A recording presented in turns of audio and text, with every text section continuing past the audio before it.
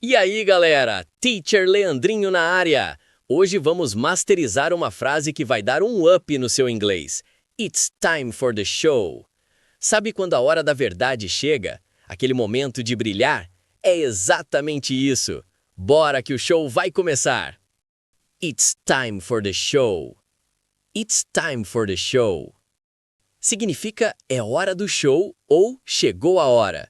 Usamos para dizer que um evento importante ou o momento de agir finalmente começou. Go to the living room, it's time for the show. Go to the living room, it's time for the show. For YouTubers, when the camera is on, it's time for the show. For YouTubers, when the camera is on, it's time for the show. É isso, meu povo! Use it's time for para tudo. It's time for work, it's time for a picnic.